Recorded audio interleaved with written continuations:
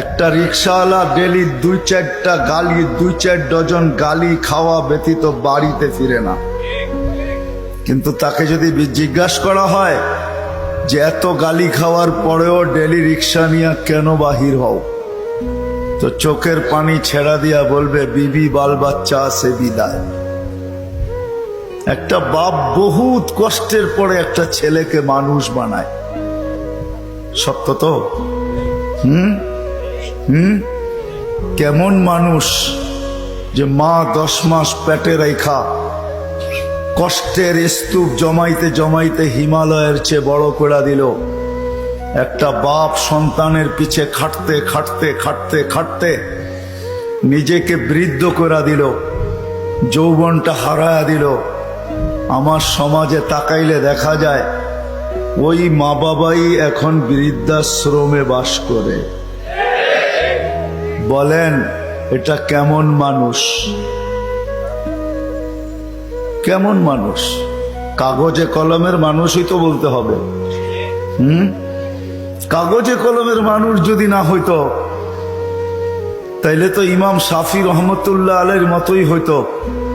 সারা দিন পরিশ্রম, বাবা ছিলেন না, বিধবা মা ছিলেন, সারা রাত্র মার পায়ে তেল মালিশ করতেন আর পাও টিপা টিপা ঘুম পড়াইতেন। মাঝে মাঝে খুশিতে পায়ের তালুতে চুমা দিতেন, চুমা। মা কাইপা উঠতো আর বলতো আমার পায়ের তালুতে চুমা কেন?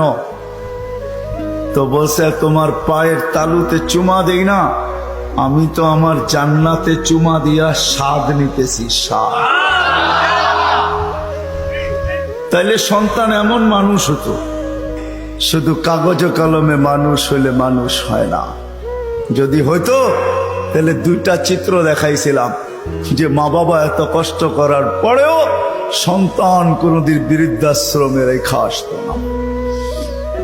সন্তান কোনদিন মা বাবার সাথে বড় বড় চোখ দেখাইতো না, মা বাবার সাথে কোনদিন চিৎকার দিয়া কথা বলতো না, চোখে চোখ রেখা কোনদিন বলতো না। যদি কাগজে কলমের মানুষই মানুষ হতো। না না, কাগজ কলমের মানুষ মানুষ হয় না, নিজেকে মানুষের মতো মানুষ বানাইতে হয়। মানুষের মতো মানুষ বানাইতে হয়। এই জন্যই প্রত্যেক ব্যক্তি নিজেকে মানুষের মতো মানুষ বানাইতে পারে। আপনি বলবেন 100টা দিয়া কি করে বানাবো, সুযোগই বা কোথায়? এই জন্যই মনে হয় আল্লাহ ভালোবাসার বশীভূত হইয়া ভালোবাসায়, এটাও ভালোবাসার নিদর্শন। আল্লাহ ভালোবাসা বলতেছে 100টা দ্বারা তুই মানুষ হইতে পারবি না। হায় হায়, ভালো যখন বাইসাই ফেললাম তাহলে 100টা আর তোর থেকে রাখবো তো রাখবো কেন? তো আল্লাহ একটার ভিতরে 100টা ঢুকায়া দিয়া বলতেছে ইন সালুহাত সালুহা সাইরুল আমাল, আমাকে শুধু নামাজ ওকে কইরা দে, তোর জীবন ওকে আমি লেখা দিব। নামাজ কমপ্লিট কইরা দে, ওর জীবন ওকে কমপ্লিট লেখা দিব। নামাজ পূর্ণ, জীবন পূর্ণ লেখা দিব। এই জন্যই তো আমি বলি এই উম্মত যদি কিছুই না করতো, আজান হওয়ার সাথে সাথে যদি শ্যামবাজারের রোডে চাটাই বিছানো হয়ে যেত যে চটপট নামাজ তারপরে ব্যবসা, প্রত্যেকটা মার্কেটে যদি এরকম হইতো। তবে আমি একটা দেশ দেখা আসছি জীবনে, আমি ওই দেশে 6 বার গেছি, 6 বার। আমি চিনি ওই দেশ, আমি দেখা আসছি। দেখা কথা বলতেছি, শোনা কথা না।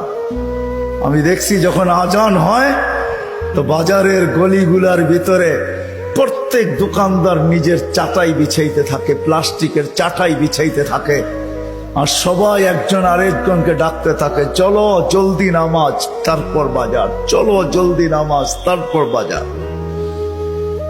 আমার দেশটাও যদি এরকম হইতো, আমার দেশটাও যদি কমসে কম এতটুকু হইতো যে আজান যে যেখানে ওইখানেই দাঁড়ায় গেছে।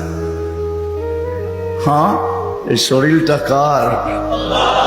কার? বাপ দেখা চলেন, ঠিক না? রাগ হেন না আমার কথায়। বাপ দেখা বলেন ডিউটি করি, ডিউটি, ঠিক না? আমি যদি প্রশ্ন করি একজন ওইখানে জবাব দেওয়ার মতো নাই। প্রতি মাসে যাই কামাই কার দেহটা দিয়া কামান? হায়াতটা কে দিছে? দেহটা কে দিছে? সুস্থতা কে দিছে? পূর্ণতা কে দিছে? কামানের মতো যোগ্যতা আপনার ভিতরে কে দিছে? একজন এই পুরা এলাকায় নাই।